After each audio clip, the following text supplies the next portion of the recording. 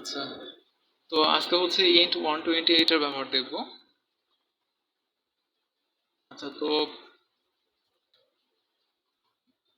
মনে করি আমরা হচ্ছে এ একটা সংখ্যা নিয়েছি, এখানে হচ্ছে লং লং এর সবচেয়ে বড় সংখ্যাটা রাখছি, বি নিয়েছি, বি এর মধ্যে হচ্ছে এ কে রাখছি। এখন আমি হচ্ছে বি এর সাথে 10 যোগ করছি। এখন যদি হচ্ছে আমি কম্পেয়ার করতে চাই যে কোনটা বড়, if A is better then B, তাহলে আমি প্রিন্ট করব হচ্ছে C out A else C out B. আচ্ছা, এখানে আমি দেখি আমি হচ্ছে বি বি এর মধ্যে আমি কি করছি, এর সাথে 10 যোগ করছি, অবশ্যই বি বড় হওয়া উচিত। কিন্তু আমি যদি এটা প্রিন্ট করি, প্রিন্ট করলে দেখতে পারবো যে এ কে বড় দেখাচ্ছে। তার কারণ কি, এই যে এই জায়গায় হচ্ছে ওভারফ্লো হয়েছে। আচ্ছা, তো ওভারফ্লো হয়েছে।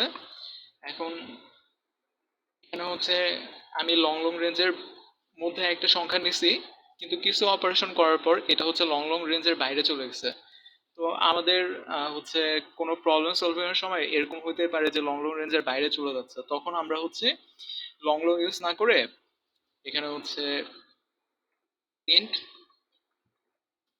ইন্ট 128 এটা ইউজ করব। এখানে হচ্ছে ইন্ট 128। এখন দেখি,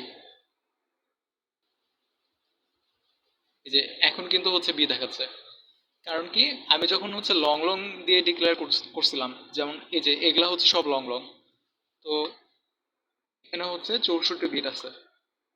আর আমি যখন হচ্ছে ইন্ট 128 হিসাবে ডিক্লেয়ার করছি, তখন হচ্ছে এখানে 128 বিট আছে। তো 128 মানে কি, 64 এর দ্বিগুণ। তার মানে কি, লং লং এ যে সংখ্যাগুলোর আমি অপারেশন করতে পারতেছিলাম না, কম্পেয়ার করতে পারতেছিলাম না, এখানে তো কম্পেয়ার দেখেছি, হয়তো হচ্ছে অন্যান্য যে কোনো অপারেশন হতে পারে, ওগুলো হচ্ছে আমি ইন্ট 128 এর মধ্যে করতে পারবো। আচ্ছা, কিন্তু এখানে একটা সমস্যা আছে যে আমি ইন্ট 128 কে কখনো সিএন দিয়ে ইনপুট নিতে পারবো না। এখানে যদি হচ্ছে আমি ইনপুট নিতে চাই, দেখি কি আসে। এখানে হচ্ছে একটা এরর দেখাচ্ছে, এই যে। আবার হচ্ছে আমি এটাকে হচ্ছে আউটপুট হিসাবেও দেখাতে পারবো না।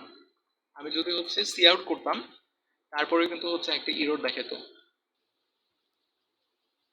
আচ্ছা, তো ইন্ট 128 এটা শুধুমাত্র ব্যবহার হবে আমার প্রোগ্রামের স্বার্থে। মাঝখানে যদি হচ্ছে আমার এমন কোনো অপারেশন করতে হয় যার কারণে লং লং রেঞ্জের বাইরে চলে যাচ্ছে, এখানে কম্পেয়ার হতে পারে, আরো অনেক কিছু হতে পারে, তখন হচ্ছে আমরা ইউজ করব। ওকে।